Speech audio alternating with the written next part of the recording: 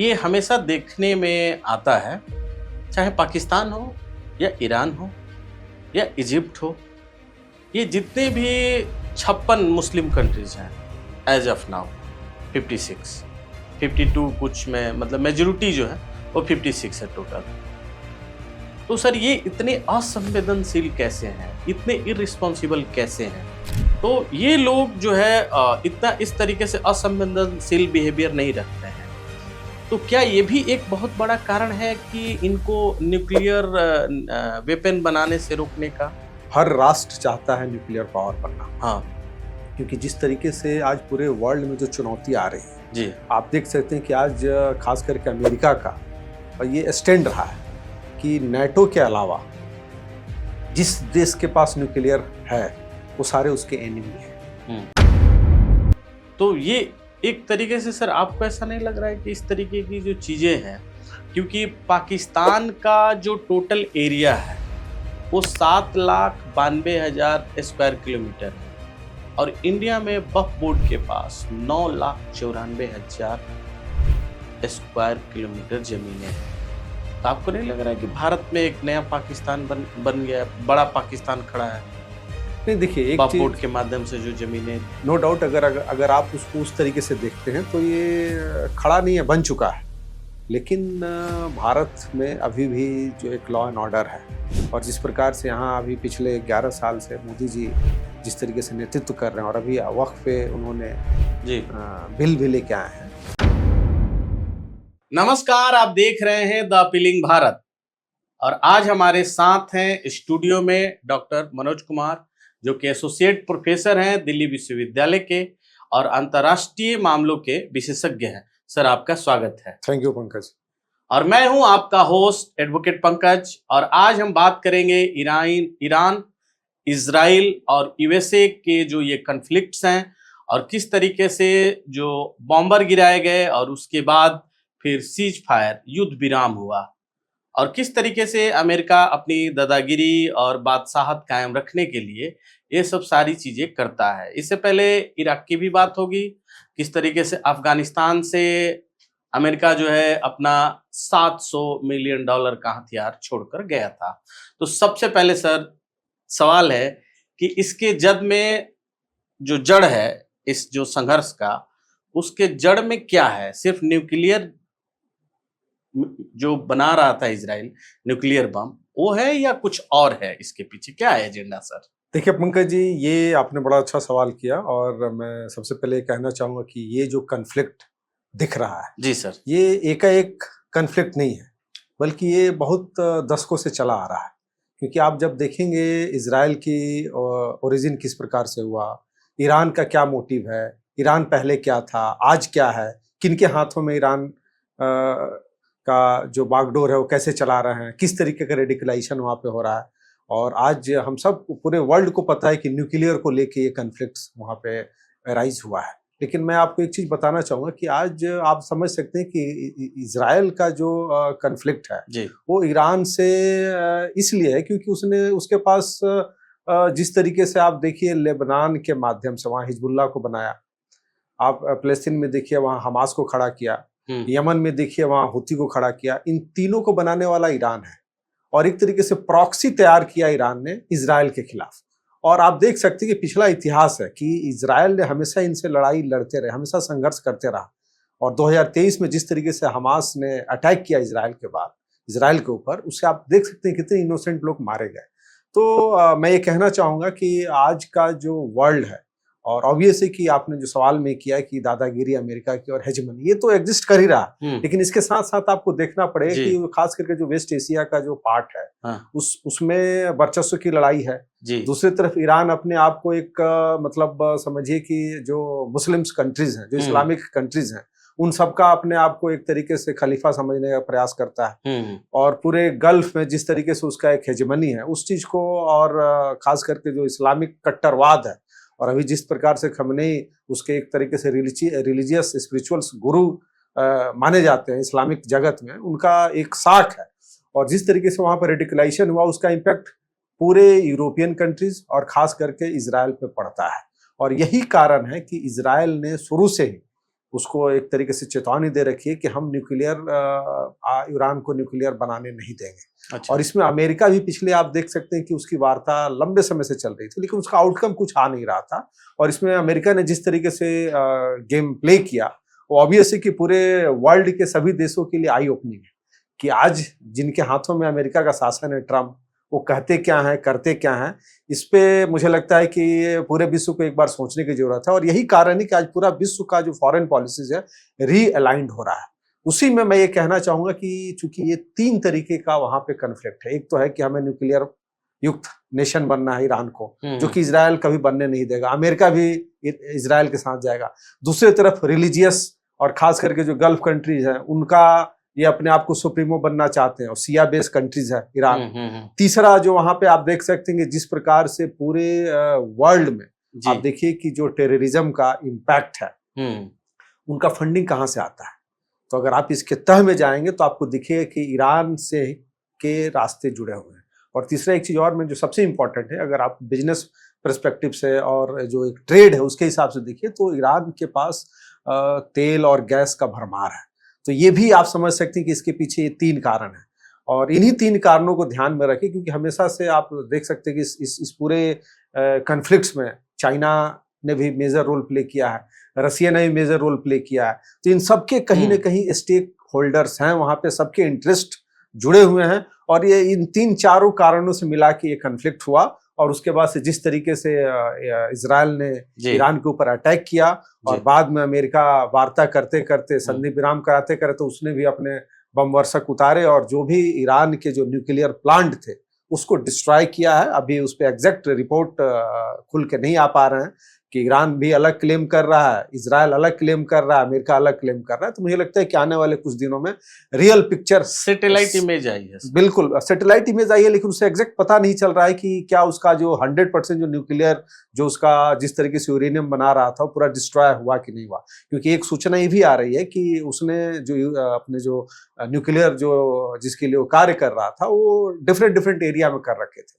तो मुझे लगता है कि हो सकता है कि आने वाले समय में अगर वो इस तरीके का अगर वो डिस्ट्रॉय नहीं हुआ, तो ये मैं बिल्कुल कह सकता हूं कि इजराइल फिर से अटैक करेगा। और अमेरिका भी इसमें पीछे अब नहीं हटने वाला है, क्योंकि अमेरिका अब एक तरीके से खुल के इजराइल के साथ खड़ा हो चुका है। और मुझे लगता है कि आने वाले समय में पूरे विश्व की राजनीति में एक तरीके से अस्थिरता का माहौल देखने को मिलेगा। और आप समझ सकते हैं कि सेकेंड वर्ल्ड वॉर के बाद जिस तरीके से जो कोल्ड वॉर शुरू हुआ था और 90 तक चला कोल्ड वॉर, तो मुझे लगता है कि ये जो इजराइल और खास करके ईरान का जो कॉन्फ्लिक्ट है और अमेरिका का इंटरवेंशन, और दूसरी तरफ रसिया यूक्रेन का उधर क्राइसिस, इंडिया पाकिस्तान का अभी ऑपरेशन सिंदूर, अगर इन सारी चीजों को आप अगर डॉट मिला के देखें, तो मुझे लगता है कि आने वाले समय में एक न्यू कोल्ड वॉर शुरू होने जा रहा है पूरे विश्व में। सर, ये हमेशा देखने में आता है, चाहे पाकिस्तान हो या ईरान हो या इजिप्ट हो, ये जितने भी 56 मुस्लिम कंट्रीज हैं एज ऑफ नाउ, 52 कुछ में, मतलब मेजोरिटी जो है वो 56 है टोटल। तो सर, ये इतने असंवेदनशील कैसे हैं, इतने इररिस्पॉन्सिबल कैसे हैं, जैसे कि बाकी के जो देश हैं, जैसे भारत ही है, या आप बगल में आप देख लें छोटा ही देश श्रीलंका है, या आप मालदीव्स को ले लें, या इधर म्यांमार भी है। तो ये जो इस तरीके की जो कंट्रीज हैं, या खास करके जो बौद्धिस्ट कंट्रीज हैं, तो ये लोग जो है इतना इस तरीके से असंवेदनशील बिहेवियर नहीं रखते हैं। तो क्या ये भी एक बहुत बड़ा कारण है कि इनको न्यूक्लियर वेपन बनाने से रोकने का? देखिए पंकज जी, एक चीज आपको समझना होगा कि न्यूक्लियर नेशन, हर राष्ट्र चाहता है न्यूक्लियर पावर बनना। हाँ, क्योंकि जिस तरीके से आज पूरे वर्ल्ड में जो चुनौती आ रही है जी, आप देख सकते हैं कि आज खास करके अमेरिका का ये स्टैंड रहा है कि नेटो के अलावा जिस देश के पास न्यूक्लियर है वो सारे उसके एनिमी हैं। अगर आप देख लीजिए, चाइना अमेरिका के एनिमी है, ट्रेड के रूप में जुड़ा हुआ है, लेकिन चाइना और अमेरिका का कॉन्फ्लिक्ट हम पूरे वर्ल्ड को पता है। रसिया से कॉन्फ्लिक्ट यूएस का सबको पता है। आप उसी तरीके से देख सकते हैं। और जो भी उसके जो नेटो युक्त जो कंट्री है जिनके पास न्यूक्लियर, उसके एलाई है। भारत एक न्यूक्लियर नेशन है। भारत के साथ उसका स्ट्रेटेजिकल अलायंस है, और भारत ने कभी भी इस न्यूक्लियर का मिसयूज करने का न कोशिश किया है और ना ही उसको वर्ल्ड के प्लेटफॉर्म पे उसको यूज करता है। बाकी आप देख सकते हैं जितने नेशन, जैसे खास करके आप जो मुस्लिम कंट्रीज की जो बात कर रहे हैं, देखिए एक चीज समझना होगा कि देश सिर्फ धर्म से नहीं बनता है, और ये जितने मुस्लिम कंट्रीज हैं वहां पे स्टेट को धर्म युक्त बना दिया गया है, उसमें जो रेडिकलाइजेशन डाला गया है, वहाबिज्म जो है, बिल्कुल बिल्कुल, तो इसके माध्यम से आप एक नेशन की कल्पना कर ही नहीं सकते हैं, जहां एक तरफ आप ग्लोबलाइजेशन की बात कर रहे हैं, ट्रेड की बात कर रहे हैं, इक्वलिटी की बात कर रहे हैं, और वहां पे रिलीजियस, और वो भी आप समझिए कि इस्लामिक जो फंडामेंटलिज्म है, जिस तरीके से हर जगह जो मतलब जिस देश में जो देश जहां पे वहां पे आपस में कन्फ्लिक्ट है, जहां पे दूसरे कम्युनिटी के लोग नहीं है, वहां दूसरे देश के बॉर्डर डिस्प्यूटेड है, तो वर्ल्ड का ऐसा कोई जगह नहीं है जहां पे इस तरीके का डिस्प्यूट कन्फ्लिक्ट इनके द्वारा ना किया जा रहा हो। अब उसमें आप देख सकते हैं कि जो उसके पीछे एक रीजन है, क्योंकि किसी भी नेशन का जब हम देखते हैं तो उसका इतिहास जानने का प्रयास करते हैं, और history is the very important for every nation. तो आप अगर देखिए पाकिस्तान को देख ली, तो पाकिस्तान हमेशा एक बैटलफील्ड के रूप में यूज हुआ है, और वहां पे आप देख सकते हैं चाहे 9/11 हो या जितने भी आतंकवादी गतिविधि पूरे वर्ल्ड में घटी है, उसमें सब जगह पाकिस्तान से तार जुड़ते हैं। तो ये जो आप देख सकते हैं किस तरीके से अभी एक तरीके से वो ईरान के साथ भी खड़ा है, दूसरी तरफ वो ट्रम्प को नोबेल पीस प्राइज देने के लिए रिकमेंड कर रहा है। तो आप समझ सकते हैं कि अमेरिका का जो फॉरेन पॉलिसीज है वो किस तरीके का फॉरेन पॉलिसीज है, वो किसके साथ है किसके साथ नहीं है। तो मुझे लगता है कि ये लोगों की सर्वाइवल फॉर द फिटेस्ट का जो कंसेप्ट है कि हमें कैसे एग्जिस्ट करना है, और अमेरिका अपने लैंड को इसी तरीके से बेचता है, क्योंकि वहां आप देख सकते हैं कि वहां की जो आर्मी है वो एक तरीके से आज अमेरिका के गोद में बैठी हुई है, वहां का जो पॉलिटिकल क्लास है वो चाइना के गोद में बैठा हुआ है, और वहां की जो जनता है वो कंफ्यूज्ड है, और रेडिकलाइजेशन की तरफ कुछ 50% है, कुछ 50% वहाँ लोकल इश्यूज को लेके जिस तरीके से वहाँ इन्फ्लेशन है उसमें संघर्ष कर रहे हैं। तो आप समझ सकते हैं कि पाकिस्तान का जो स्थिति है आज के डेट में, मतलब मैं उसको बोल सकता हूँ कि this is the failed state, और अगर आप उसका तुलना कीजिए तो आपको दिखेगा, हर मामले में दिखेगा। और जिस तरीके से उसने आने वाले समय में, और अभी खास करके इजराइल ईरान कॉन्फ्लिक्ट्स में, और विशेष करके ऑपरेशन सिंदूर के बाद से जिस प्रकार से पाकिस्तान पूरे वर्ल्ड के सामने एक्सपोज हुआ है, और भारत ने जिस तरीके से उसको एक तरीके से कॉर्नर किया है, उससे मुझे लगता है कि ये जो छटपटाहट उसकी जो दिख रही है, उसका जो इस तरीके का जो प्रैक्टिसेस दिख रहा है कि कभी रसिया के पास चले जाना, कभी ईरान के पास चले जाना, कभी चाइना के पास चले जाना, कभी अमेरिका के पास चले जाना, तो आप समझ सकते हैं कि ये बिल्कुल अनस्टेबल की तरफ जा रहा है। और इसका मोटिव यही है, क्योंकि आज आप देखिए कि इसके ऊपर सैंक्शन लगना है, और अभी जिस तरीके से रिसेंटली एक न्यूज आया है एक फॉरेन मैगजीन के द्वारा कि इंटरकॉन्टिनेंटल बैलिस्टिक मिसाइल बनाने की बात कर रहा है, उस पर काम कर रहा है, तो आप समझ सकते हैं कि उसका टारगेट क्या है, वो किसको ब्लैकमेल करना चाहते हैं इसके माध्यम से। तो मुझे लगता है कि आने वाले समय में हो सकता है कि पाकिस्तान की भी बारी हो सकती है। देखिए पाकिस्तान में जो लीडरशिप है वो कंट्रोल लीडरशिप नहीं है, वो उसके पास न्यूक्लियर नेशन है, न्यूक्लियर पावर है उसके पास, लेकिन उसका मिसयूज वहाँ के जितने भी जिहादी जो, और खासकर जो टेररिस्ट ग्रुप है, चाहे जैसे मोहम्मद हो, लश्कर तैयबा हो, इस तरीके के तमाम संगठन है। और इसीलिए आप समझ सकते हैं, मैं इसलिए ये बात कहना चाहूँ कि ईरान को इजराइल इसीलिए रोकना चाह रहा था क्योंकि ये सबको जग जाहिर है, पूरे वर्ल्ड को पता है कि ईरान ने ही क्रिएट किया हिजबुल्लाह को, हमास को, हुती को, और ये तीनों मतलब अनगाइडेड मिसाइल हैं ये लोग। इनका एक ही सेंटिमेंट्स है, रिलीजियस फंडामेंटलिज्म, कट्टरतावाद, और उसके आधार पे किसी को भी कहीं पे भी अटैक कर सकते हैं। तो मुझे लगता है कि आने वाले समय में जो वर्ल्ड का जो पॉलिटिक्स है वो बड़ा ही मतलब एक तरीके से कन्फ्लिक्ट सिचुएशन क्रिएट होने वाला है, और उसमें पूरे देखिए वर्ल्ड वार तो नहीं होना है, लेकिन जो एक कोल्ड वार की शुरुआत हो चुकी है।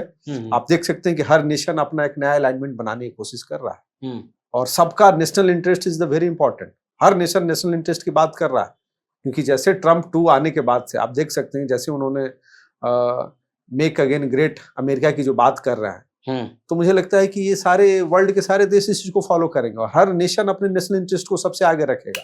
तो जब इस तरीके की चीजें आएंगी तो कोई भी इसमें परमानेंट फ्रेंड नहीं है और कोई परमानेंट एनिमी नहीं है।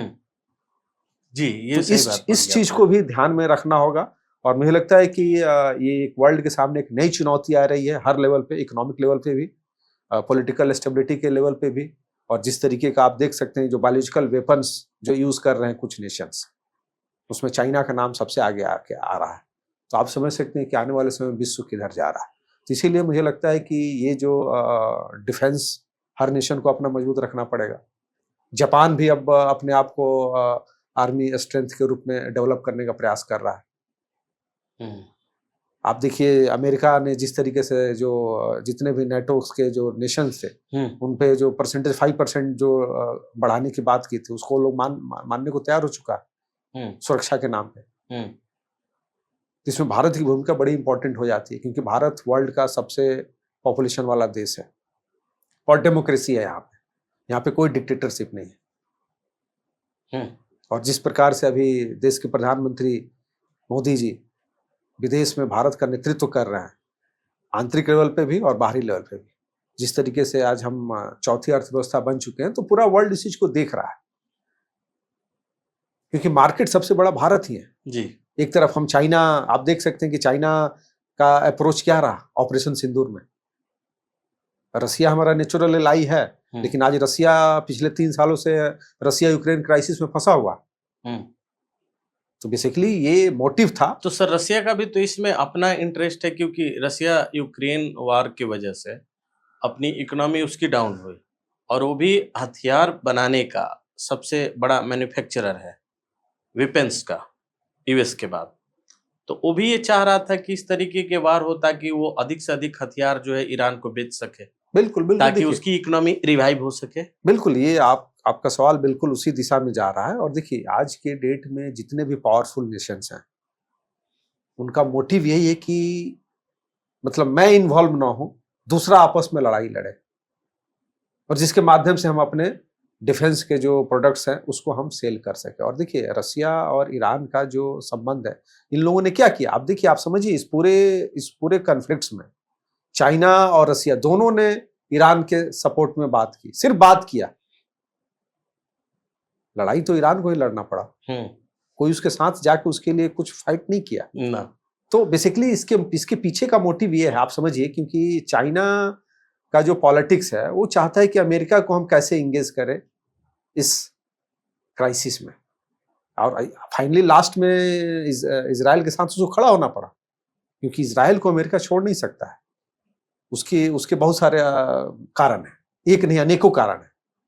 उस पर कभी नेक्स्ट एपिसोड में हम लोग डिस्कस करेंगे। जी। लेकिन आज इजराइल के साथ अमेरिका खड़ा हुआ। कल तक वो बोल संधि की बात कर रहा था, सीज फायर की बात कर रहा था, मतलब पिछले 60 दिनों से उस पर कन्वर्सेशन चल रहा था। 2 हफ्ते का समय भी लिया और 2 दिन में ही अटैक कर दिया। हाँ। तो आप समझ सकते हैं कि अमेरिका का क्या स्टैंड है, क्या पोजीशन है। तो ये चाइना और रसिया दोनों इस चीज में, इनका मोटिव ये था कि अमेरिका इसमें इन्वॉल्व हो। और मुझे तो लगता है कि ऑपरेशन सिंदूर ने भारत जैसे एक्सिक्यूट किया, आज पूरा जो भी नेशन है इस चीज को सब लोग फॉलो कर रहे हैं कि युद्ध में जाना तो इंपॉर्टेंट है, लेकिन वहां से कैसे निकलना है, कैसे तुरंत अपने टारगेट को पूरा करके वापस आ जाना है। और शायद इसीलिए चाइना और रसिया का जिस तरीके से जब प्रोवोकेशन था कि अमेरिका को किसी तरीके से लंबा इसमें युद्ध में इन्वॉल्व किया जाए, लेकिन वो उनका जो थिंकिंग था वो पूरा नहीं हो पाया और 1 वीक में ये सीज फायर हो सब गया। सारी चीजें हो गए। लेकिन अभी जिस प्रकार से ईरान के स्टेटमेंट्स आ रहे हैं और वो अपने आप को सारे ट्रीटी से बाहर कर रहा है, न्यूक्लियर जो एजेंसीज है, तो मुझे लगता है कि आने वाले समय में हो सकता है कि अगर उसका न्यूक्लियर अभी भी कहीं उसने रखा है तो इजराइल और अमेरिका फिर से अटैक करेंगे। क्योंकि वो अब उनको इस चीज का पता है कि हमें इस फील्ड में, इस एरिया में अगर ईरान के पास न्यूक्लियर आ जाता है तो जो एक रीजनल जो हेजेमनी थी और जिस तरीके से वहां पे सारी चीजें जो कंट्रोल अभी भी ये अमेरिका कर रहा था, वो कहीं ना कहीं उन लोगों के लिए एक खतरे की घड़ी होगी और उससे वो बचने के लिए ये लोग अटैक करेगा। सर प्रथम विश्व युद्ध के बाद लीग ऑफ नेशन बना और द्वितीय विश्व युद्ध के बाद यूनाइटेड नेशन ऑर्गेनाइजेशन बना। तो क्या ये मान लिया जाए अब कि जिस तरीके से लीग ऑफ नेशन फेल हुआ उसी तरीके से आज यूनाइटेड नेशन ऑर्गेनाइजेशन भी फेल हो चुका है? बिल्कुल, देखिए आज ऑब्वियस है कि जब कोई भी इंस्टीट्यूशन बनता है तो उसके कुछ ऑब्जेक्टिव होते हैं। जी। जैसे आपने लीग ऑफ नेशन की बात की, फर्स्ट वर्ल्ड वॉर के बाद से बनाया गया, लेकिन वो सफल नहीं हुआ और सेकेंड वर्ल्ड वॉर शुरू हो गया। और उसमें एक ये भी कारण थे कि America is not the part of the league of nation. लेकिन सेकेंड वर्ल्ड वॉर के बाद से अमेरिका भी आया, और जो 5 जो नेशन है जिनके पास वीटो पावर है, आप समझ सकते हैं कि रेजोल्यूशन तो हर चीज पे लाते हैं। इवन भारत पाकिस्तान जो अभी कन्फ्लिक्ट हुआ उस पर भी वहां पे आया, लेकिन उसका कोई आउटकम नहीं आया। ईरान इजराइल जो कन्फ्लिक्ट हुआ उस पर भी रेजोल्यूशन लाया गया, लेकिन वहां पे आप सबको पता है, हम सब जानते हैं कि कुछ पॉजिटिव निकल के नहीं आया। वो कोई भी युद्ध को रोकने की क्षमता उसके अंदर है नहीं। तो मुझे लगता है कि एक तरीके से वो डिफंग संगठन हो चुका है, और जिस चीज के लिए जिस उद्देश्य से बनाया गया था वो उद्देश्य की पूर्ति नहीं हो पा रही है, क्योंकि उसमें जिस प्रकार का एक आप देख सकते हैं डिस्क्रिमिनेशन है जो नेशंस के बीच में। अब जैसे चाइना जो है हमेशा अमेरिका के अगेंस्ट में वीटो लगा देता है, रसिया लगा देता है।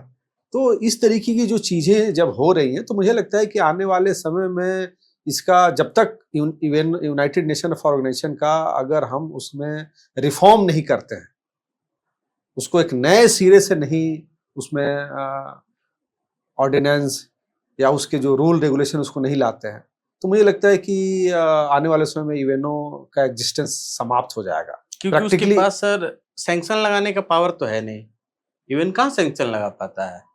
बिल्कुल बिल्कुल। और देखिए बेसिकली एक तरीके से आप देखिए तो वही 5 नेशन के इंटरेस्ट को फुलफिल करता है। कभी अमेरिका के साथ खड़ा दिखते हुए मिलता है, कभी चाइना के साथ मिलता है, कभी फ्रांस के साथ, कभी रसिया के साथ, कभी ब्रिटेन के साथ। तो ये जो हेजेमनी है, लेकिन मैं इसीलिए बोल रहा हूँ कि आने वाले समय में जिस प्रकार से एक मल्टी अलाइनमेंट पूरे वर्ल्ड बनने जा रहा है, जिस तरीके से एक नया वर्ल्ड ऑर्डर खड़ा होने जा रहा है, और उसमें भारत की सबसे बड़ी भूमिका तय होने जा रही है, ये तय है। क्योंकि आप देख सकते हैं कि ब्रिटेन जैसे देश में भी जिस प्रकार से वहाँ पे मतलब फंडामेंटलिज्म का वर्चस्व आ गया है, जिस प्रकार से वहाँ मतलब आप देख सकते हैं कि वहाँ का जो डेमोक्रेटिक सिस्टम है उसका किस प्रकार से मिसयूज किया जा रहा है और रेडिकलाइजेशन किया जा रहा है। तो मुझे लगता है कि एक बहुत बड़ा थ्रेट है पूरे वर्ल्ड के लिए, पूरे यूरोप के लिए। और इसमें अगर समय रहते इन लोगों ने अपने आप को नहीं संभाला तो मुझे लगता है कि हर जगह अनार्किज्म फैलेगा। आप फ्रांस में देख सकते हैं, ब्रिटेन में देख सकते हैं, ब्रिटेन के आपको जितने मेयर्स हैं, जितने भी मेजर सिटीज हैं, वो सब जगह पे आप देखिए कौन लोग वहां पे इलेक्ट होके आ रहे हैं, क्यों आ रहे हैं। वहां सरिया कोर्ट बन गए हैं लगभग 120 से 30। तो ये भी एक सोचने का विषय है कि पूरा वर्ल्ड किस तरीके से रेडिकलाइज हो रहा है और एक विशेष रिलीजन के नाम पे किया जा रहा है। अभी मैं देख रहा था एक रिपोर्ट सर, जर्मनी और फ्रांस का, इन लोगों ने सीरिया के लोगों को अपने यहाँ एज ए रिफ्यूजी पनाह दी, शरणार्थियों को। और आज वही शरणार्थी डिमांड कर रहे हैं कि आप हमें शरिया लॉ दो, इस्लामिक कानून को मानेंगे, बहुत बहुत सारी चीज़ों को। तो एक मीडिया वालों ने और एक वहाँ के काफ़ी जाने माने मतलब डिजिटल क्रिएटर है, उन्होंने कहा कि instead of saying thanks to France and Germany, आप धन्यवाद देने के बजाय आप हमें को ही गाली दे रहे हो। जो जर्मनी और फ्रांस ने आपको फ्री एजुकेशन दिया, फ्री हेल्थ दिया, फ्री सेफ्टी दिया, सिक्योरिटी दिया, और आपको रहने के लिए फ्री में घर दिया। तो ये एक तरीके से सर आपको ऐसा नहीं लग रहा है कि इस तरीके की जो चीजें हैं, क्योंकि पाकिस्तान का जो टोटल एरिया है वो 7,92,000 स्क्वायर किलोमीटर है, और इंडिया में वक्फ बोर्ड के पास 9,94,000 स्क्वायर किलोमीटर जमीनें हैं। तो आपको नहीं लग रहा है कि भारत में एक नया पाकिस्तान बन गया, बड़ा पाकिस्तान खड़ा है? नहीं देखिए, एक वक्फ बोर्ड के माध्यम से जो जमीनें दी, नहीं ऑब्वियसली जिस तरीके से आप पे आंकड़ा जो दे रहे हैं, नो डाउट अगर आप उसको उस तरीके से देखते हैं तो ये खड़ा नहीं है, बन चुका है। लेकिन भारत में अभी भी जो एक लॉ एंड ऑर्डर है, जिस तरीके से संवैधानिक जो प्रक्रिया है, और अभी भी जो लोगों का फेथ है, और जिस प्रकार से यहाँ अभी पिछले 11 साल से मोदी जी जिस तरीके से नेतृत्व कर रहे हैं, और अभी वक्फ पे उन्होंने बिल भी लेके आए हैं, तो मुझे लगता है कि इस तरीके की जो भी अनएथिकल जो चीज़ें हैं हमारे समाज में, सोसाइटी में, या कुछ पॉलिटिकल पार्टीज ने अपने बेनिफिट्स के लिए इसको बनाया है, उसको ये लोग धीरे धीरे समाप्त कर रहा है।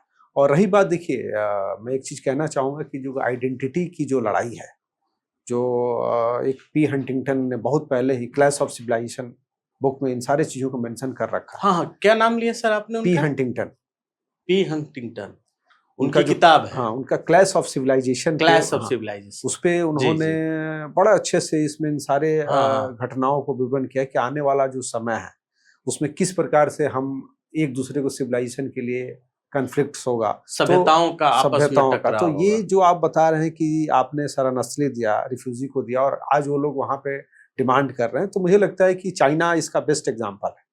वहां पे आप देख सकते हैं कि किसी को इस तरीके की चीजों में एक्टिविटी करने की अलाउ नहीं है, और जिस तरीके से वो क्रश करता है, और मुझे लगता है कि अगर ये स्थिति बनी रही तो विश्व के जितने देश हैं उन सब चीज को, उसी एजेंडे को अडॉप्ट करना पड़ेगा।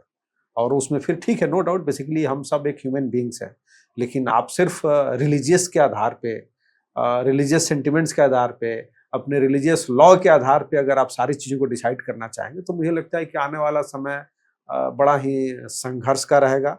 और जिस तरीके से लेकिन मैं फिर ये कहना चाहूँगा कि देखिए, जब कोई भी न्यूटन का एक थर्ड लॉ है कि प्रत्येक क्रिया के समान विपरीत प्रतिक्रिया होती है, तो जब इस तरीके का जब रिपरकशन किसी भी सोसाइटी में या किसी भी देश में जब होता है जी, तो ऑब्वियस है कि उसके अगेंस्ट में भी एक उसी तरीके का ग्रुप खड़ा हो जाता हाँ, है, सेंटिमेंट डेवलप होता है। तो मुझे लगता है कि जो भी विजनरी लीडरशिप है या जो लोग भी इस तरीके की, जहां पे भी इस तरीके की स्थितियां उत्पन्न हो रही है, उसको तुरंत उसको ठीक करने की जरूरत है, करेक्ट करने की जरूरत है। क्योंकि देखिए, सबसे बड़ी बात है कि ये जो समाज है, मानव का समाज है, और ह्यूमन बीइंग जो सभ्यता है एक दिन में नहीं बनी है, ना। लेकिन बाकी चाहे आप रिलीजन की बात कर लीजिए, कास्ट की बात कर लीजिए, एथनिक ग्रुप्स की बात कर लीजिए, सब क्रिएटेड है। तो ये जो सुपरमेसी का जो कंसेप्ट है कि हम ही सबसे बड़े हैं, इस थॉट प्रोसेस को सबको निकालना पड़ेगा। अदरवाइज हम फिर आपस में लड़ते रहेंगे, फिर से वही जो हमारा जो पिछले कई हजारों साल में जो हमने इवॉल्व किया है अपने समाज को, मानव समाज को, वो डिस्ट्रॉय होते हुए दिखेगा। और आज आप देख सकते हैं कि इस 21st सेंचुरी में, 21वीं शताब्दी में, जहां टेक्नोलॉजी, इकोनॉमिक ग्रोथ की बात हो रही है, व्यक्ति को व्यक्ति से जोड़ने की बात हो रही है, स्पेस पे जाने की स्पेस पे जाने की बात हो रही है, और वहां पे आज भी हम इस तरीके से रिलीजियस सेंटिमेंट्स के आधार पे, रिलीजियस कट्टरता के आधार पे एक दूसरे पे अटैक कर रहा है। तो ये मुझे लगता है कि ये मतलब रीथिंक करने का समय है, और सबको। और मुझे लगता है कि अगर हम चाहते हैं कि आने वाला जनरेशन, आने वाला समय पीसफुल, देखिए मेरा ये मानना है कि कोई भी धर्म जो होता है वो शांति के लिए होता है, अशांति के लिए नहीं होता है। बिल्कुल बिल्कुल। तो इन सब चीजों को समझने की जरूरत है। और मुझे लगता है कि जिस प्रकार से अभी सूचना का प्रचार प्रसार बढ़ा है, उसमें भारत है ही नहीं, लगभग विश्व के सारे जो सिटीजन्स हैं, जो भी लोग हैं, इन सब चीजों को समझने का प्रयास कर रहे हैं। लेकिन अभी भी कुछ वर्ग हैं इस तरीके के, जो कि इस तरीके के फंडामेंटलिज्म में उनको एक तरीके से ब्रेन वॉश करके नेगेटिव थॉट के साथ स्टेट के अगेंस्ट में खड़ा किया जाता है, एक पर्टिकुलर समाज के खिलाफ खड़ा किया जाता है, एक पर्टिकुलर रिलीजन के खिलाफ खड़ा किया जाता है। तो इन सब चीजों से मुझे लगता है कि बचने का समय आ रहा है, और इसमें जो नहीं इसके लिए अपने आप को तैयार करेगा, वहां पे शायद इसी तरीके की स्थितियां देखने को मिलेगी। सर ये तो सर मेरा अगला सवाल ये है आपसे कि पूरे देश में 52-56 जो है पार्शियली और कंप्लीट 56 इस्लामिक कंट्रीज है, 52 से 56 के आसपास एग्जैक्ट। लेकिन कहीं भी, जैसे आप रोहिंग्या मुस्लिम को देख लीजिए, म्यांमार से कन्फ्लिक्ट हुआ, वो शरणार्थी हुए, इजराइल में कन्फ्लिक्ट हुआ, वो शरणार्थी बने, पाकिस्तान में कन्फ्लिक्ट हुआ, अफगानिस्तान में हुआ, सीरिया में हुआ। तो जब भी ये शरणार्थी बनते हैं तो ये 56 मुस्लिम कंट्रीज हैं, यहाँ ये जाना पसंद नहीं करते, ना इनके फर्स्ट प्रायोरिटी में होता है। ये हमेशा या तो यूरोपियन कंट्रीज में जाना पसंद करेंगे, जो क्रिश्चियन कंट्रीज हैं, या भारत आना पसंद करते हैं। ऐसा क्यों है? फिर 56 मुस्लिम कंट्रीज बनाने का, इस्लामिक कंट्रीज बनाने का क्या मतलब है? देखिए, ये आपका सवाल बड़ा ही मतलब थिंकेबल है, और बहुत ही इसमें एक तरीके से आज पूरे वर्ल्ड के सामने चुनौती बना हुआ है। और ये जो आपने जिस तरीके से सवाल किया, मुझे लगता है कि इस चीज़ को पूरा वर्ल्ड अब समझने लगा। क्योंकि एक तरफ आप अपने आप को इस्लामिक कंट्री बनाते हो, और वहाँ से अपने ही लोगों को दूसरे देशों में भेजते हो, तो basically it is the part of the strategy कि किस तरीके से हमें पूरे विश्व में अपने इस जो फंडामेंटलिज्म जो थॉट प्रोसेस है उसको कैसे विस्तार करना है। अब उसमें क्या है कि आज आप देख सकते हैं, चाहे यूरोपियन कल्चर हो या कोई भी सभ्यता उठा के देख लीजिए, वहां पे ह्यूमैनिटेरियन ग्राउंड्स को सबसे ऊपर रखा गया और उसका ये लोग फायदा उठा के, डेमोक्रेसी का फायदा उठा के, जिस प्रकार से वहां जाके आप एक तरीके से अनार्किस्ट के रूप में अपने आप को स्थापित करते हैं और आने वाले समय में चुनौती बनते हैं। तो ये आप देख सकते हैं, मैंने अपने पहले जवाब में जिस तरीके से ब्रिटेन का आप देख सकते हैं, फ्रांस का देख सकते हैं, किस प्रकार से वहाँ डेमोग्राफी चेंज हो गया। तो मुझे लगता है कि ये विश्व के लगभग जितने भी डेवलप नेशंस हैं वो सारे इस चीज़ को समझ रहे हैं और मुझे लगता है कि इस पे त्वरित ही हर नेशन अपने अपने सुविधा के हिसाब से इस पे कार्रवाई भी कर रही है। और इस तरीके का जो इनका डबल स्टैंडर्ड है, खास करके जो भी ये जो मुस्लिम कंट्रीज हैं, वो एक तरीके से पूरे वर्ल्ड के सामने एक्सपोज हो रहा है और इसीलिए उनका आप देख सकते हैं कि उस सोसाइटी का, वैसे लोगों का रिलेवेंस धीरे धीरे समाप्त होते जा रहा है। आप देखिए, perception is very important for every nation and every individual. तो आज वो चीजें बदल रही हैं, हर लोग एक शक के संदेह की दृष्टि से देख रहा है। तो मुझे लगता है कि इस तरीके का जो थॉट प्रोसेस है, जो जहां से भी जो भी स्कूल ऑफ थॉट है इनका, जहां से इस तरीके की योजना बना के एक, और इसके पीछे एक योजनाबद्ध तरीका है कि इनको कैसे वहां शिफ्ट करना है, कैसे उनको वहां पे स्थापित करना है, कैसे उनको पॉलिटिकल सपोर्ट दिलाना है, कैसे उनका इकोनॉमिक सपोर्ट हो। तो आप देख सकते हो, और उसके लिए एक पूरा एक लॉबी है जो काम कर रही है। तो मुझे लगता है कि आज इस सूचना के युग में विश्व के लगभग जो भी जो इस स्थिति को फेस कर रहे हैं, उन सबके सामने एक बिल्कुल क्लियर क्रिस्टल हो चुका है और हर नेशन इस पे कानून बना रहा है। और आप देख सकते हैं कि अमेरिका ने भी आने के बाद से सबसे पहले ही कहा कि हम यहाँ से जितने भी जो हमारे इलीगल लोग हैं उन सबको हम बाहर करेंगे, और उसने डिपोर्ट करना शुरू भी किया था। तो जब अमेरिका जैसा देश कर सकता है तो आप समझ सकते हैं कि विश्व के फिर सारे देश इसको फॉलो करें, क्योंकि ये समस्या एक दिन की समस्या नहीं है ना। बिल्कुल सर, बिल्कुल, क्योंकि ये हमेशा होते रहा है सर। मतलब ये मैं देख रहा हूँ, अब देखिए रोहिंग्या है तो वो दिल्ली आना पसंद किए, बांग्लादेश जाना पसंद नहीं किए, जो कि उनका नेटिव है, और वो वहीं से निकले हैं। जैसे अब फिर सीरिया से निकले तो ये जर्मनी और फ्रांस जाना पसंद किए, लेकिन ईरान जाना पसंद नहीं किए, दुबई और जो बाकी के जो देश है वहाँ जाना पसंद नहीं किए, पाकिस्तान जाना पसंद नहीं किए। जो अफगानिस्तान से जिनको भगाया गया वो इंडिया आके रह रहे हैं। खैबर पख्तूनख्वा के जो लोग थे और जो पश्तून थे वो सब मुस्लिम ही तो हैं, बट वो इस्लाम को ही मानने वाले हैं, लेकिन वो इंडिया से शरण मांगे कि भाई तालिबान से हमें बचाओ और हमें अपने यहाँ जगह दो। लेकिन वो पाकिस्तान बगल में बॉर्डर है, क्रॉस करके चले जाते हैं, लेकिन वहाँ वो जाना पसंद नहीं किए।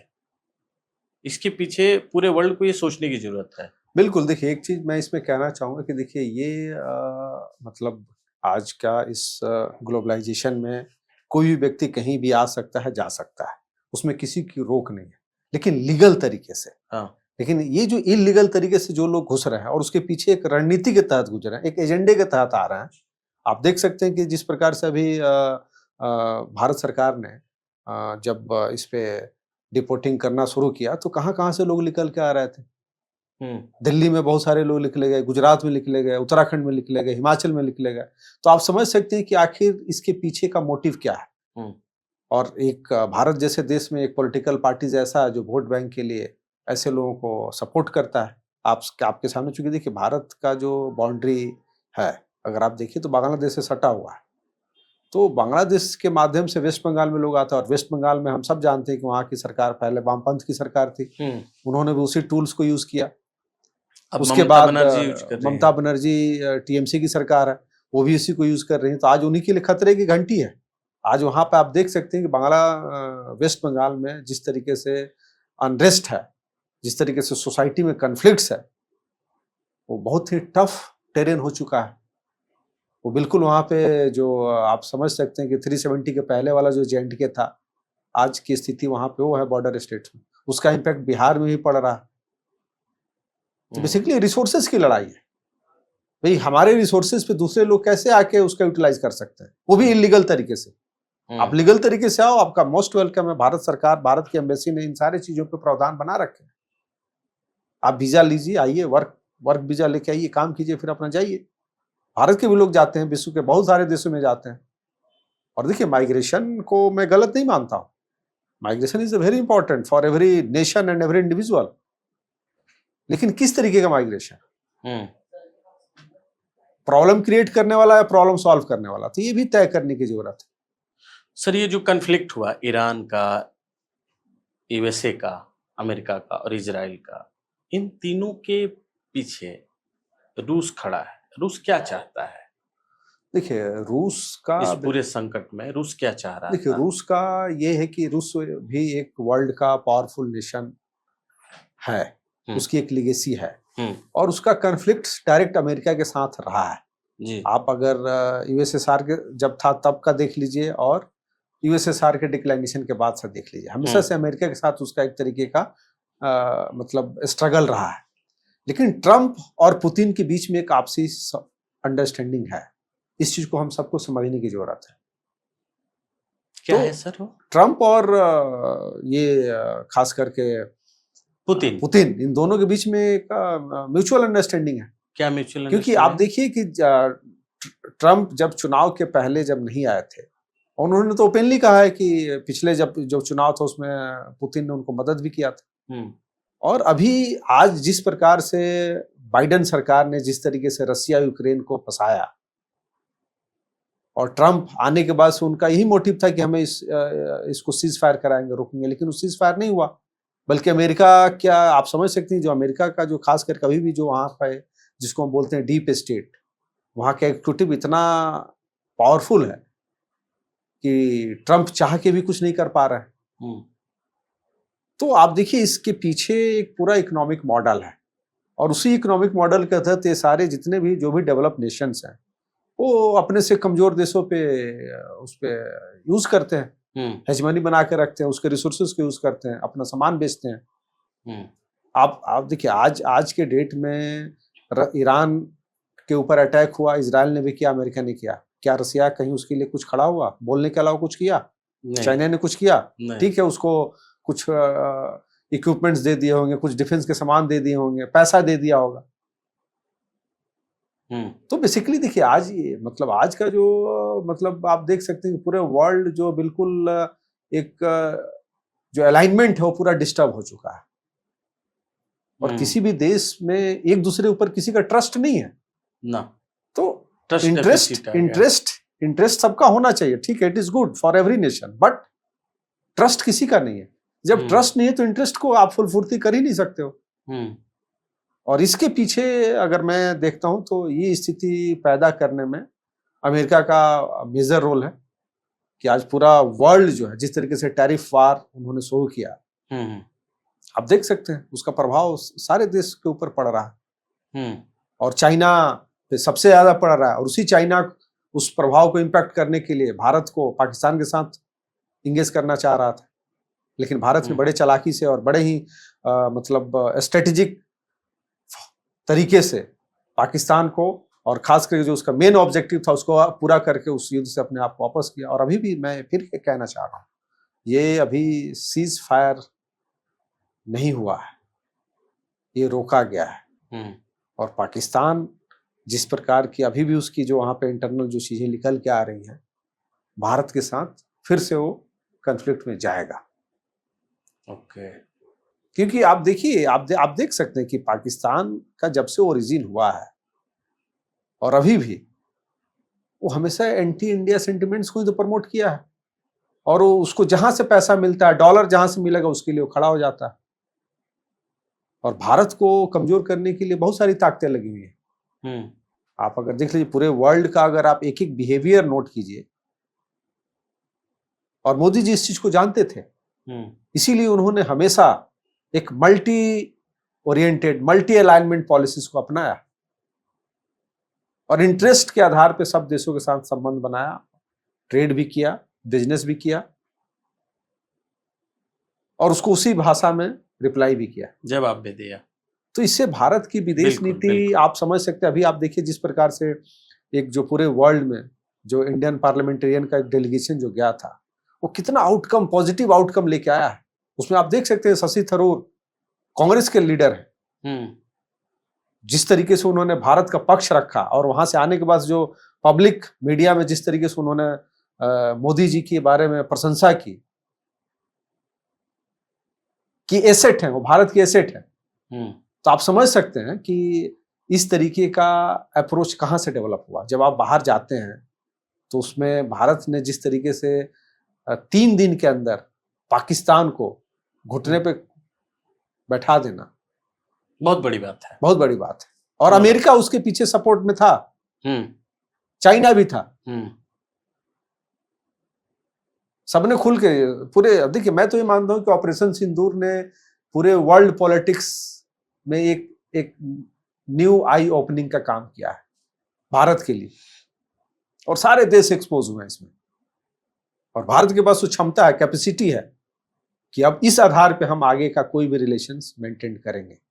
तो सर, ये जो कन्फ्लिक्ट हुआ, ईरान का, इजराइल का, यूएसए का, उसमें घुसना, बम्बार्डिंग करना, तो इसका जो साउथ एशिया का जो रीजन है उस पे इमीडिएट या लॉन्ग टर्म देखें तो क्या असर पड़ रहा है?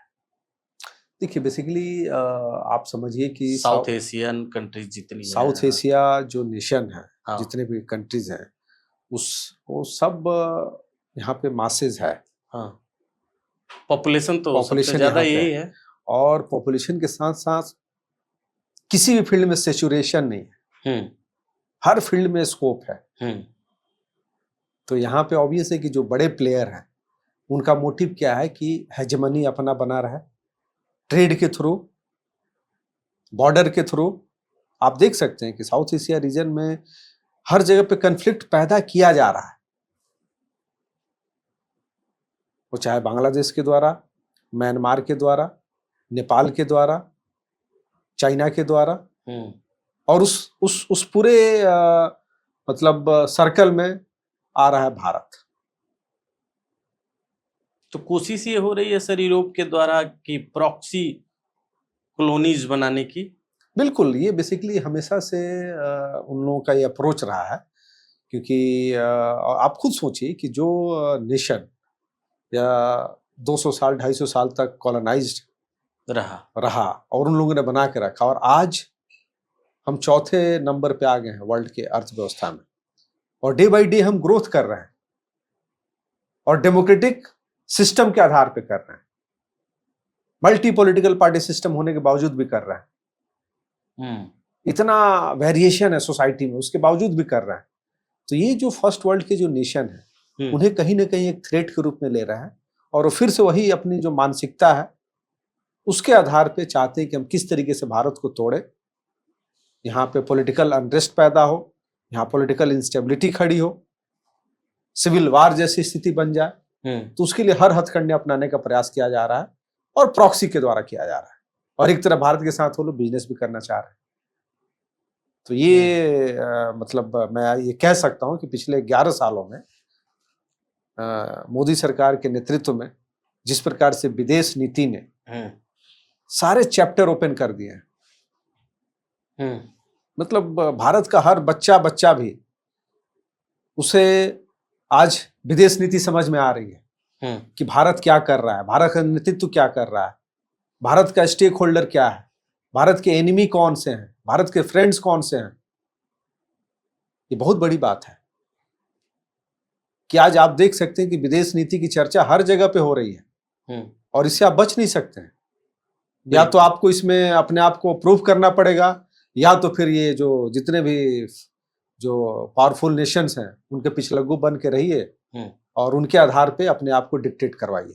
आज अमेरिका क्यों पाकिस्तान के साथ किया? बिल्कुल, क्योंकि उसको पता है कि भारत ने जिस तरीके से क्षमता डेवलप की है जी, वो अमेरिका ये कहने पे काम नहीं कर रहा है। बिल्कुल बिल्कुल, आप देख सकते हैं जिस प्रकार से इसके पिछले भी बाइडेन सरकार में जी, भारत और अमेरिका के बीच में basically we are the strategical partner with America, but जिस तरीके से रसिया यूक्रेन क्राइसिस हुआ उसमें अमेरिका का पूरा प्रेशर था भारत के ऊपर कि आप रसिया के साथ छोड़ो, लेकिन भारत ने नहीं छोड़ा, और भारत ने बड़े ही अच्छे तरीके से अपने फॉरेन पॉलिसी को एग्जीक्यूट किया, और रसिया के साथ एक तरीके से जो ट्रेड था उसको लेके चला, और आज भी उस चीज को एग्जीक्यूट कर रहा है।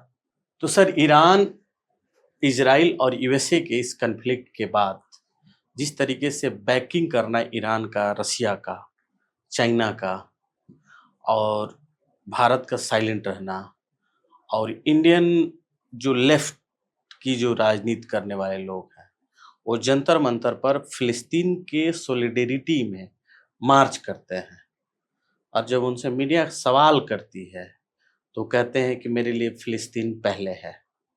और उनसे ये भी पूछा जाता है कि जब जम्मू कश्मीर से विस्थापित हिंदुओं को भगाया गया, कश्मीरी पंडितों को, पश्चिम बंगाल में हिंदुओं के ऊपर जो अटैक हो रहे थे, बांग्लादेश में जिस तरीके से अटैक हो रहे थे हिंदू माइनॉरिटी पे, तब आप इस तरीके के प्रदर्शन सॉलिडेरिटी में आपने नहीं किया।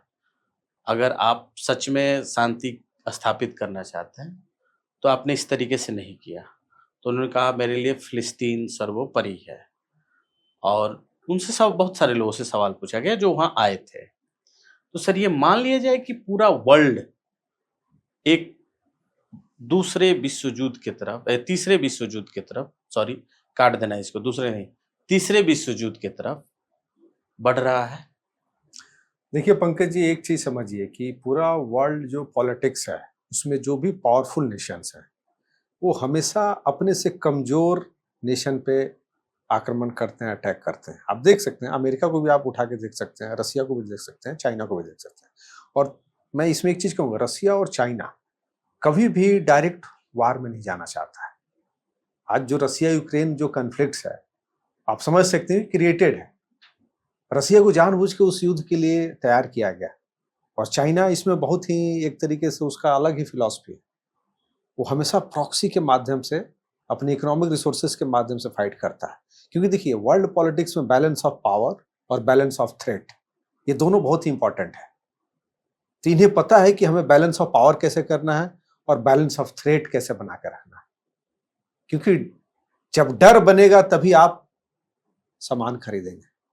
और पूरे ये वर्ल्ड के जितने भी पावरफुल नेशन है, खासकर जो डिफेंस सेक्टर्स में जिनका प्रोडक्शन है, उन सब की पॉलिसीज यही है कि balance of power and balance of threat. ये दोनों आपस में कंट्राडिक्शन है।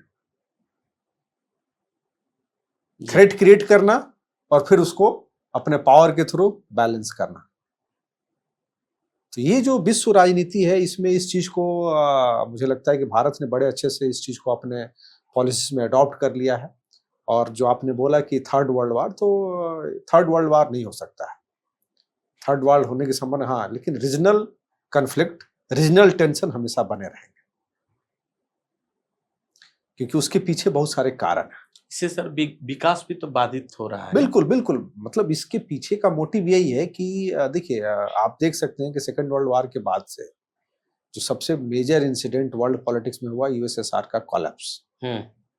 और उसके बाद अगर आप देख लीजिए तो उसका इराक और अमेरिका का वार, जिसमें सद्दाम हुसैन को किस तरीके से डिमोलिश किया गया वहां पे, बायोलॉजिकल वेपन के नाम पे किया गया और अमेरिका ने किया। बिल्कुल। उसके बाद आप देख सकते हैं ईरान में एक एग्जाम्पल, लीबिया में गद्दाफी के साथ किया गया। तो ये आप देख सकते हैं कि आप जब वर्ल्ड के पॉलिटिक्स को जब समझने का प्रयास करेंगे तो उसके पीछे बहुत सारे कारण हैं जो कि क्रिएट किए जाते हैं, नेचुरल नहीं होते हैं। तो वही जो मैं बोला ना कि balance of power and balance of threat, इन दोनों का सामंजस्य ये लोग बना के रखना चाहते हैं। अच्छा। और अभी रसिया आप देख सकते हैं कि वो बुरी तरीके से जूझ रहा है यूक्रेन से, यूक्रेन के साथ वो कॉन्फ्लिक्ट्स में है, वो दूसरे तरफ जा नहीं सकता है। उसको अपना आप समझिए कि पिछले 3 साल से युद्ध लड़ रहा है वो। इजराइल फिलिस्तीन का जो क्लैशेस है, आपने सवाल पूछा कि भारत में जंतर मंतर पे, ऑब्वियस है कि यहाँ पे मैं वही पहले भी अपने वक्तव्य में बताया कि कुछ पॉलिटिकल पार्टीज हैं जिन लोगों ने इसको एक तरीके से टूल्स के रूप में यूज किया। भारत की समस्या उन्हें नहीं दिखती है। भारत में जब जम्मू कश्मीर में जब वहां से हिंदू लोगों को मारा जाता है, उनके साथ एट्रोसिटी होती है, तब उनके मुंह से आवाज नहीं निकलती है। लेकिन जब वहां फिलिस्तीन में जब इस तरह की घटनाएं घटती है तो यहाँ पे प्रोटेस्ट करने चले आते हैं। तो मैं इस चीज पे कहना चाहूंगा कि आप देख सकते हैं कि पिछले 10 से 11 सालों में ये बड़ा ही समाज में एक बदलाव देखने को मिल रहा है। समाज में नेशनल इंटरेस्ट के प्रति इन सब चीजों में डिवीजन दिखने को मिल रहा है। कि कौन भारत के साथ है और कौन भारत के खिलाफ है, और रहने वाले भारत के नागरिक हैं वो सारे जी। पहले ये पता नहीं चलता था, अब ये एक्सपोज हो गया, एक्सपोज हो गया, और एक क्रेडिट जाता है पूरा तो देश के प्रधानमंत्री जी को जाता है कि उन्होंने जिस तरीके से डायलॉग किया, जिस तरीके से हर जगह पे जाके सबके सामने उन्होंने फ्रेंडशिप का ऑफर दिया। भारत जैसे देश में सबका साथ सबका विकास का कंसेप्ट लेके आए और उसको अपने पॉलिसीज के माध्यम से एक्सिक्यूट किए। उन्होंने कभी भी डिफरेंशिएट नहीं किया, डिवीजन नहीं किया, जबकि भारत की राजनीति का अगर इतिहास उठा के देख लीजिए तो यहाँ पे डिवाइसिव पॉलिटिक्स की गई है, यहाँ पे समाज को तोड़ने के लिए पॉलिटिक्स किया गया है। बिल्कुल, आप एक एक स्टेट को उठा के देख सकते हैं, एक से एक एग्जाम्पल आपको देखने को मिलेंगे। बिल्कुल। और आज उसी का नतीजा है कि आज जिस तरीके से पिछले मतलब अगर आप 77 साल की जो जर्नी अगर आप देख लीजिए तो भारत का डेमोक्रेसी रियल मायने में अब जाके इंपावर्ड हुआ है, जो जन जन तक पहुंच रहा है। अभी भी इसमें बहुत सारी काम करने की जरूरत है, ऐसा नहीं कि हमने पूर्ण रूप से अपने टारगेट को अचीव कर लिया। इसीलिए उन्होंने 2047 का विजन रखा है विकसित भारत का। बिल्कुल, और हम लोगों का भी सर टैगलाइन है, बिल्कुल, ड्रीमिंग डेवलप्ड भारत 2047। आपने बड़ा मतलब फ्यूचरिस्टिक सोच के आपने रखा है, जी। उसके लिए भी आपको बधाई। जी, धन्यवाद सर। क्योंकि आज मतलब आप समझ सकते हैं कि इस देश का हर नागरिक अपने आप को कहीं ना कहीं जोड़ के देख रहा है कि हम उसके हिस्से हैं। ये 10 साल पहले ऐसा नहीं था ना। कुछ कुछ लोग ही थे जो सत्ता को रेगुलेट कर रहे थे। हालांकि इसमें अभी भी बहुत ज्यादा काम करने की जरूरत है, लेकिन सोसाइटी में अवेयरनेस बढ़ा है, लोगों की जागरूकता बढ़ी है, राजनीतिक समझ बढ़ी है, विदेश नीति क्या है उसके बारे में लोग आज मतलब घर घर का डाइनिंग टेबल का चर्चा का विषय बना हुआ है। शायद पहले ऐसा नहीं था। जी। भारत का पक्ष क्या है, भारत के नेबर नेशन का क्या पक्ष है, अमेरिका क्या देख रहा है, भारत को कैसे देख रहा है। बिल्कुल, हमें बच्चों को पढ़ाने के लिए कहाँ भेजना है, कहाँ नहीं भेजना है, भारत का एनिमी कौन है, भारत का फ्रेंड्स कौन है। आप समझ सकते हैं कि भारत की कितने ये थॉट प्रोसेस बहुत मतलब रेडिकल तरीके से चेंज हुआ है सोसाइटी में। एक आखिरी सवाल सर, जब भारत न्यूक्लियर टेस्ट किया तो पार्लियामेंट में सोनिया गांधी का ऑन रिकॉर्ड भाषण है सर, और पी चिदम्बरम जो आज कांग्रेस के दोनों बड़े नेता हैं, सोनिया गांधी तो मालकिन है कांग्रेस की, उन्होंने न्यूक्लियर टेस्ट का विरोध किया। उन्होंने कहा असली शक्ति दिखाने में नहीं है और ये न्यूक्लियर टेस्ट जो है गलत है। पी चिदम्बरम ने भी कहा कि जो न्यूक्लियर वेपन हम बना रहे हैं इससे भारत के ऊपर बहुत खतरा हो जाएगा, ये हो जाएगा, बहुत मतलब इतने क्रिटिक्स किए गए थे उस समय अटल बिहारी वाजपेयी के नेतृत्व में जो ये न्यूक्लियर टेस्ट हुआ था, पोखरण परीक्षण। और दोनों लोग नहीं हैं, जो राष्ट्रपति थे हमारे एपीजे अब्दुल कलाम, और अटल बिहारी वाजपेयी भी आज नहीं है इस दुनिया में, और जॉर्ज साहब का इसमें सबसे बड़ा योगदान था न्यूक्लियर टेस्ट में, वो भी नहीं है। और उसके बावजूद सर मैं देख रहा था कि पार्लियामेंट में पी चिदम्बरम बहुत क्रिटिक करते हैं इस चीज को, और आज फिर इसी तरीके की क्रिटिक्स राहुल गांधी के द्वारा किया जा रहा है। ऐसा क्यों है सर? देखिए पंकज जी, एक चीज समझिए कि जो भारत का जो अभी आज के डेट में जो लीडर ऑफ अपोजिशन है और वो जिस थॉट प्रोसेस को लेके चल रहे हैं, वो थॉट प्रोसेस एंटी इंडिया है, ये प्रूव हो चुका है। उन्होंने हर लेवल पे जाके अपने आप को प्रूव किया है कि हम एंटी इंडिया सेंटिमेंट्स को बढ़ावा देते हैं। इसमें पूरे फैक्ट्स हैं, पूरे आंकड़े हैं, उनका स्टेटमेंट है। भारतीय सेना का आलोचना करना, भारत के ऑपरेशन को आलोचना करना, भारत के सिस्टम पे क्वेश्चन खड़ा करना, संविधान बदलने की बात करना, जबकि उनके घर से 3 प्रधानमंत्री रहे। और आप समझ सकते हैं कि किस प्रकार से इमरजेंसी में इंदिरा गांधी जी ने ये बात कर लेंगे सर संविधान को बदला। तो मुझे लगता है कि ये थॉट प्रोसेस उन लोगों का है। और रही बात सोनिया गांधी और पी चिदम्बरम की, तो आपको समझना होगा, देखिए अटल बिहारी वाजपेयी जी एक विजनरी लीडर थे और पूरे वर्ल्ड में बिल्कुल उनकी एक एक्सेप्टेबिलिटी थी। बिल्कुल। और उसके बावजूद भी उन्होंने भारत को जिस न्यूक्लियर युक्त बनाया, बिल्कुल, जिस तरीके से सैंक्शन लगाए गए, उन बिल्कुल सबका उन्होंने मुंह तोड़ जवाब दिया। बिल्कुल। ये और पहले भी हो सकता था। नरसिम्हा राव जी जब प्रधानमंत्री थे, उनका भी, उनके कंट्रीब्यूशन को आप इग्नोर नहीं कर सकते हैं। ना। प्रधानमंत्री के रूप में अगर आप उनको देखें तो उन्होंने बड़े अच्छे तरीके से भारत की अर्थव्यवस्था को और इस तरीके का लेकिन संभाला और आगे संभाला, बढ़ाया। लेकिन जिस तरीके से चूंकि विद इन कांग्रेस जो कॉन्फ्लिक्ट था उसमें बहुत सारी चीजों को कर नहीं पाए। और आज सर एक और फिर चीजें हुई हैं, ये ध्यान देने वाली। उस टाइम पे भी सोनिया गांधी और पी चिदम्बरम ने क्रिटिक्स किया था भारत के न्यूक्लियर स्टैंड को लेकर, और आज फिर सोनिया गांधी ने कहा था कि भारत को चुप्पी तोड़नी चाहिए ईरान और फिलिस्तीन के मसले पर। जब भारत यहाँ पे तटस्थ रहना चाह रहा है, अपने आप को एक सेवियर मोड में रखना चाह रहा है, तो ये क्या जरूरत है विपक्ष को बताने की? देखिए, एक चीज, ये लोग अभी भी उसी पुराने फ्रेमवर्क में अपने आप को लेके जा रहे हैं, जबकि भारत आज बदल चुका है। भारत का जो माइंडसेट है वो बदल चुका है, भारत का जो थॉट प्रोसेस है वो बदल चुका है, भारत का जो मतदाता है वो बदल चुका है। आज भी सोनिया गांधी जी को और पी चिदम्बरम को उसी चश्मे से वो लोग देख रहा है, क्योंकि उन्हें आदत है अपीजमेंट की।